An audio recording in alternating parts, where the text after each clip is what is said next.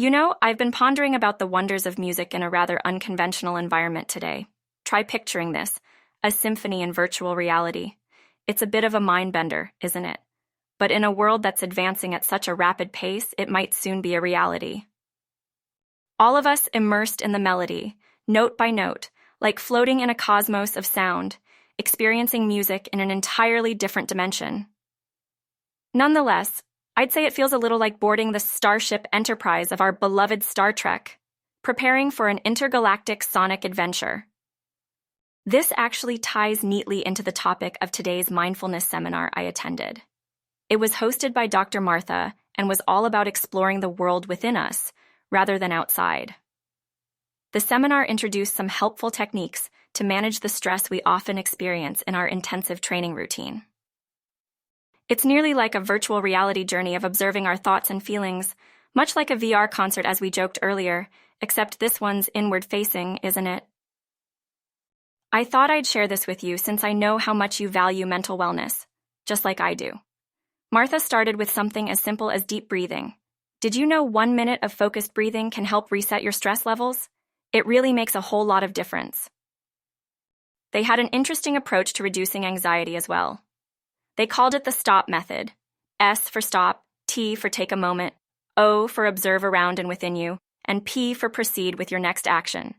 Something so easy, yet so powerful. I really feel these techniques could be beneficial to us, considering our often exhausting schedules. Maybe we could try them during breaks? It's like a mini vacation for our minds amidst the hustle. And you know what they say, our minds need rest as much as our bodies do. By the way, while we're catching up, I can't help but mention something Pierre cooked today, kimchi pancakes. He has taken it upon himself to spice up our diet with rich Korean flavors. It was a hit. Next time, I'll try to sneak some out for you. Oh, and Max shared an adorable tidbit. He's missing his dear kitty cat, Fluffy, back home. I know he'd appreciate some kitten love from you. Fluffy must be the luckiest cat on the planet to have a cat dad like Max. Talking about all this music, seminars, and food makes me realize how these little moments stitched together make up our lives, and how even in the face of stress and pressure, we've each got our own ways to find peace and joy.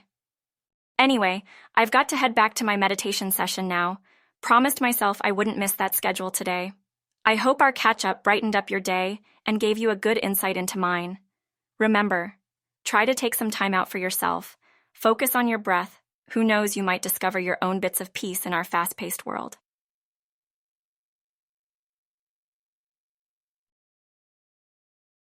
Mornin'! You know the chatter in our group about starting a book club? Well, we did it. Max came up with it out of the blue, and you know your relentless book-loving mess of a friend couldn't resist. And with Max's idea of exploring different cultures through literature, oh, you should have seen the sparkle in my eyes. Reminds me of us swapping novels back in the day. Me tossing you my favorite French literature and you sharing those profound American classics. Heejin, Pierre, all came on board quite swiftly. We're calling it Global Books and Brews. Isn't it catchy? Dives right into the concept of merging intellectual discussion and savory delights. Pierre's always good with words. He should seriously consider writing. What's interesting is the first couple of books we picked. The Vegetarian by Han Kang, The Little Prince by Antoine de Saint-Exupéry, Les Misérables by Victor Hugo, and To Kill a Mockingbird by Harper Lee. Talk about diverse, right? It feels like going on a world tour curled up with a book in one hand and a steaming cup of coffee in the other. Wouldn't you love that? Now, dancing on to another beat, I'm already picturing our lively discussions with a dash of debate here and there, plus loads of laughter. Additionally, while I'm juggling my rigorous K-pop training, this could provide a perfect blend of relaxation and mental stimulation. You know, fueling up the brain.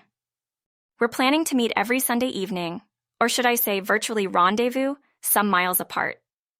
Quite amusing how technology can forge such bonds. As our literary journey unravels across various cultures, I'm pretty excited about sharing reviews, diving into deep conversations, and gaining some fresh perspectives from different corners of the world. It's going to be like taking a masterclass in literature from our beds. Next week, we're beginning with The Vegetarian, an intriguing reflection on being an outsider, written by Korean author Han Kang. Exciting, huh? If you'd like, why not join the fun with us? Okay, my dear friend, I have a dance rehearsal. No rest for the wicked, as they say. The chorus lines won't memorize themselves, will they? Let me know if you find the idea of joining global books and a brews as enchanting as swaying to a K-pop melody. Bonne journée, I'll catch up with you later. We jumped right into the deep end today.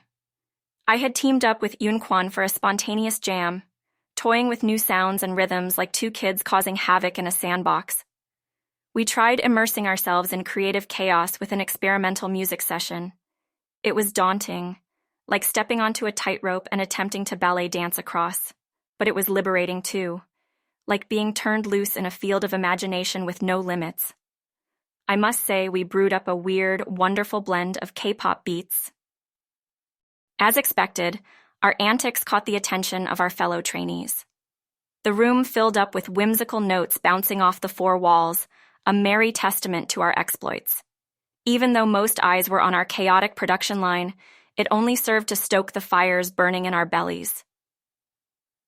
It wasn't easy. Lightning doesn't exactly strike at the first clashing of cymbals. But as we exhausted our list of outlandish ideas, we stumbled upon a tune that felt wholly our own.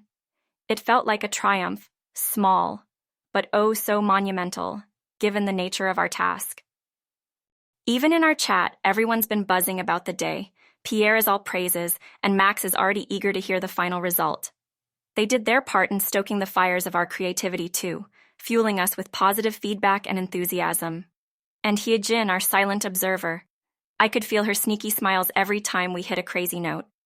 Oh, and Max just tried his hand at ramdon, a famous dish from Parasite, our very own French-Korean master chef.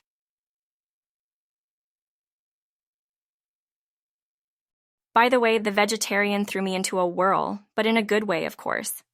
I'm down to the last few chapters, and I definitely agree I need the suspense, so no spoilers.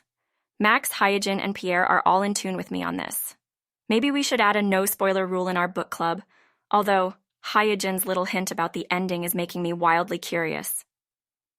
And speaking of our book club, guess what's been chosen for next week? Drumroll, please. The Little Prince. The childlike charm and wisdom of this book has time and again tugged at my heart. It'd be a delight to journey through it once again in the cozy corners of our global books and brews. Chai 9. In the end, maybe our playful exercise wasn't as much about innovation or churning out the next big K-pop sensation as it was about the sheer joy of creating. The fierce rush of stepping out of our comfort zones, taking a risk, and seeing it pay off in a chorus of musical rewards. I guess that's one way to remind ourselves that at the heart of it all, we're just a bunch of kids, dancing to our own beats, isn't it?